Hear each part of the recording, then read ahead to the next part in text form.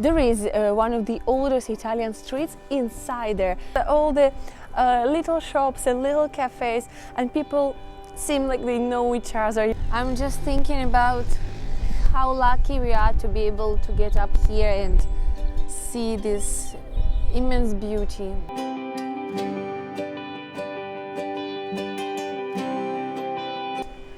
Brisighella is a very medieval village, very old, very characteristic, and it's found in the hills of Romagna, which is a part of Emilia Romagna region.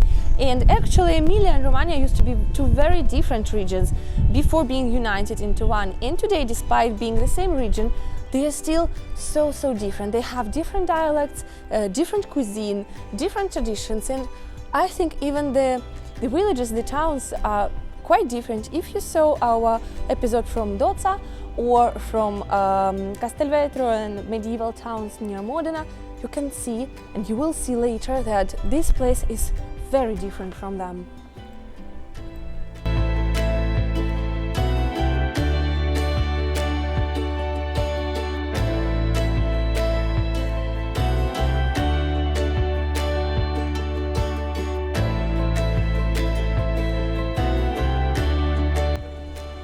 For some reason, I don't know why, some streets of Brizighela remind me of Venice.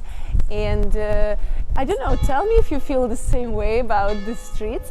And actually, Brizighela used to be under the dominion of Venice for a few years in the 16th century, so maybe that's why, I don't know.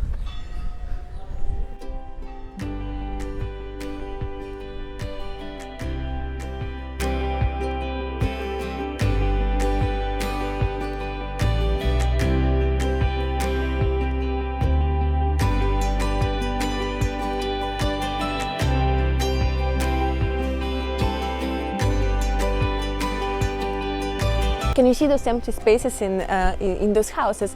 There is one of the oldest Italian streets inside there, and it's covered. It's a covered street. However, it used to be part of the defensive wall of the defensive construction around the city, which was later absorbed by the houses. And just look at it, it's so cool. It's one of a kind constructions, one of a kind architectural style, because you will never see anything like this in any other Italian town or village. There is a real street inside these houses. Let's go see it.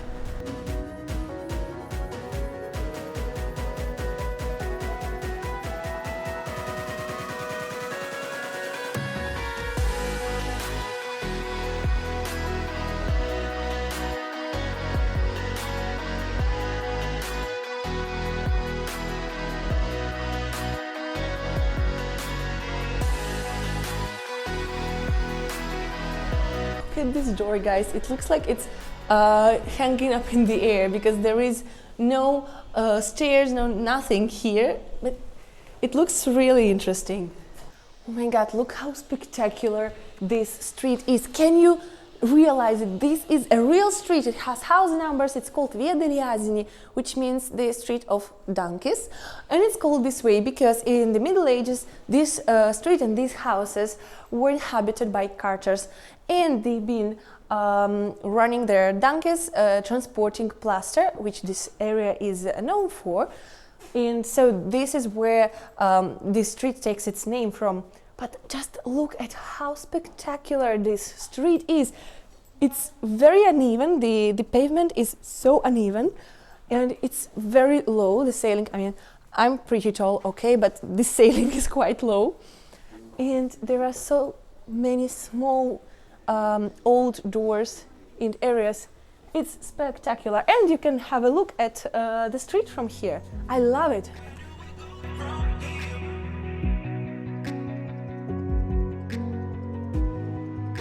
Today, of course, there are many, commercial structures and modern areas, like we've just passed a dentist office. However, there are people still living here. Can you see the numbers?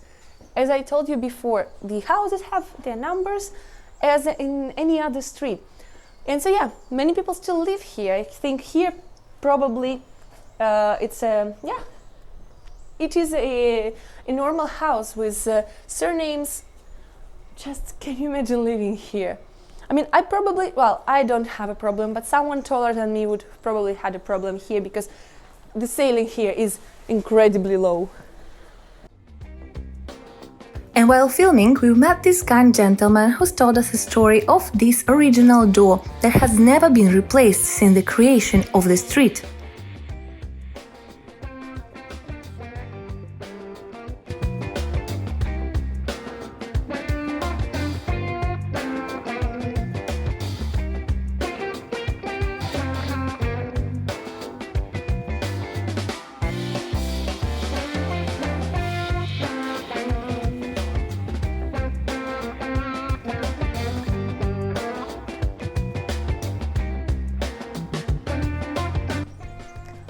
As I said before, Brizighela is built in the hills, and you can feel it, guys. You have to be ready to exercise a little bit because it's very hilly. It goes like this, you know. You have to go up and down all the time. However, it gives a special perk to the village because apart from the medieval architecture, which is fantastic, you can admire incredible nature because nature here is very particular. It's very different from Bologna area and other areas in Italy because it's very close to the sea, so you have lots of Mediterranean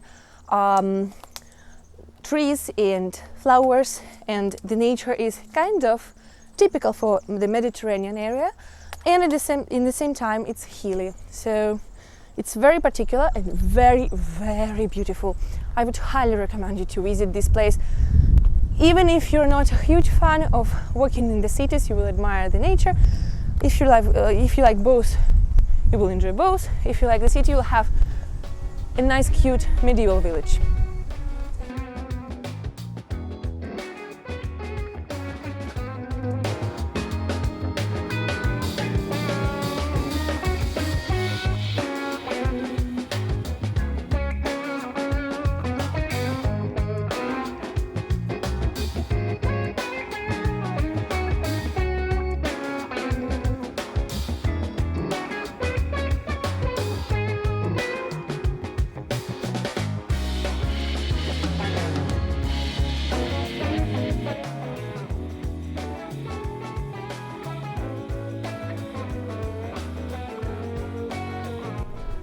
How cute is this town?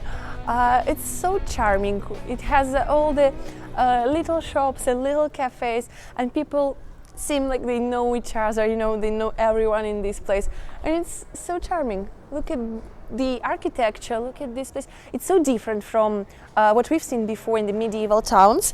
It's really, really different from all the little villages around Bologna. And as for me, you know, in my personal opinion, it's a mix of streets of Venice, small narrow streets of Venice, and little towns around Lake Garda. I don't know why, but it really looks like it. There is a bigger town nearby, a small city, bigger town, which is called Faenza, and there is a railway station in Faenza that serves you know, this area and most of Emilia Romagna region. You can get there from Bologna easily by train, and from there you can take a direct train to Florence. So, particularity of this train from Florence to Faenza is in the fact that it stops here in Brizighella. So lots of people, lots of travelers choose to take this train from Faenza, stop here in Brizighella, get off train, go around to explore this little village, get back on train in a few hours, and then go to Florence. Another peculiarity of that train is that it goes through the mountains, through the Apennines, and it's a regional train, so it's a not fast train. It takes you about 2 hours to get from Faenza to Florence. However, the views are incredibly spectacular. You see all the mountains, you see the Apennines, you see the waterfalls on your way there, you see all the small villages, and I have taken this train a few times, and it has always been a fantastic experience. So if you want to have a different experience of traveling around Italy, you know now which train to take.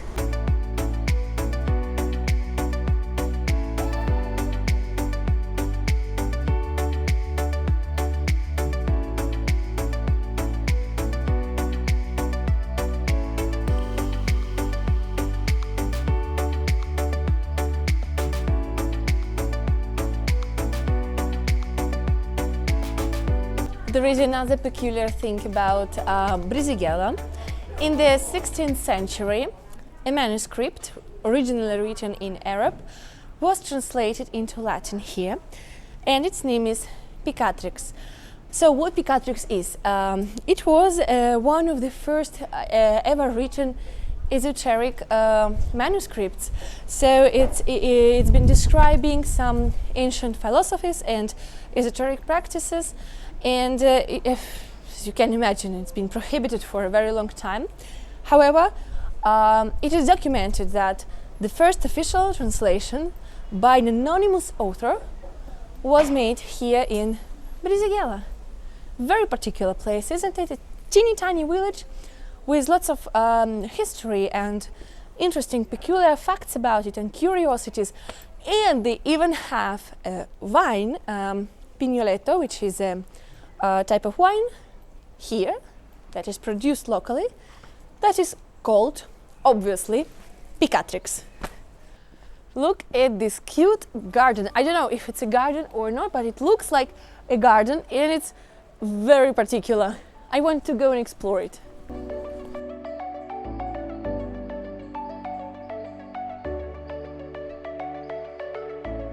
I might have some difficulty of getting inside, you know.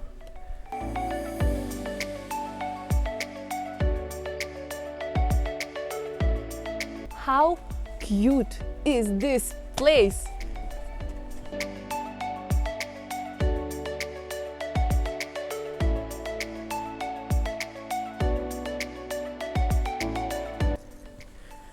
My knees are hurting already from the amount of hills and the amount of up and down streets we've done today, but it's so worth it.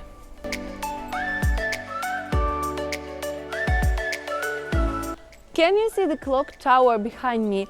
I think each medieval town has either a bell tower or a clock tower. Brizighela is no different, and we will try to get there, up there.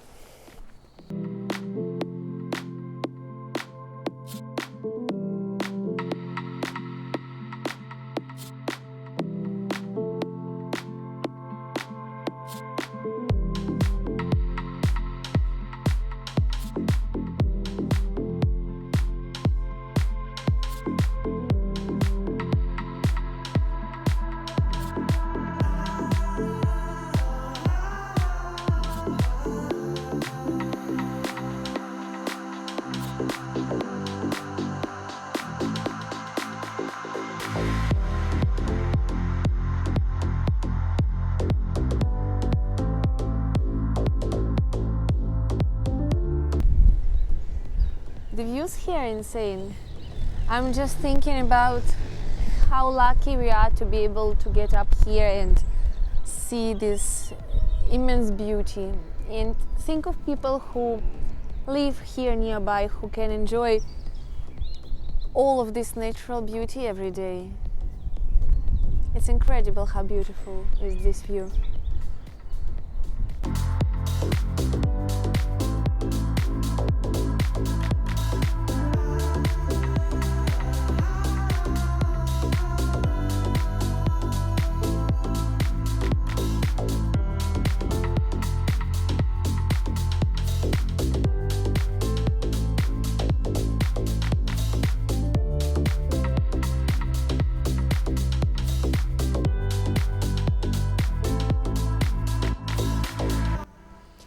Before getting to the clock tower, we stopped by the fortress of Brizighela, which is called Rocca dei Veneziani.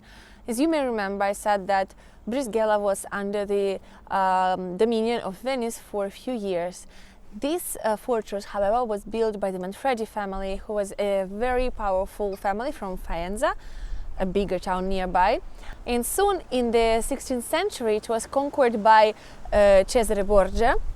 Once again, you know, because Cesare Borgia actually used to govern quite a huge part of Romagna and of this area. So for 3 years it was under his dominion before passing to Venice. And now this fortress is called Rocca dei Veneziani. There is a museum inside, it's closed today, it's open every weekend, so if you come to Brizighela you can visit it if you're here on Saturday or Sunday.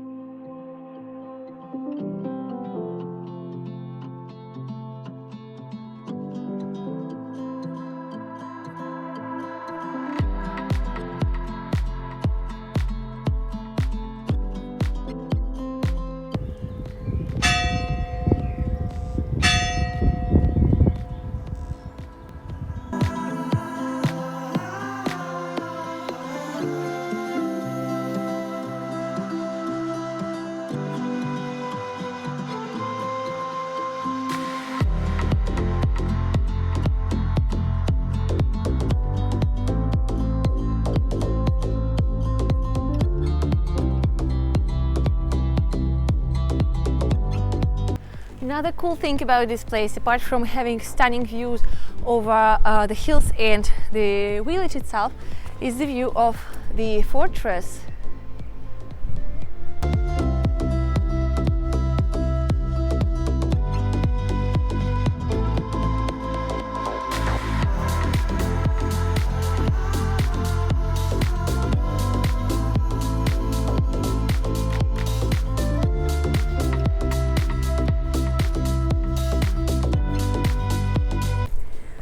The wind is crazy here, but the view is worth it. We finally reached the Torre dell'Orologio, the clock tower, and I'd say it's our final point for this video. I hope you liked it, guys, and if you like this video, don't forget to put a thumbs up, to subscribe, to comment and share so that more people can learn about this project and enjoy beautiful Italian views in beautiful Italian walks. Thank you for being here and enjoy your day.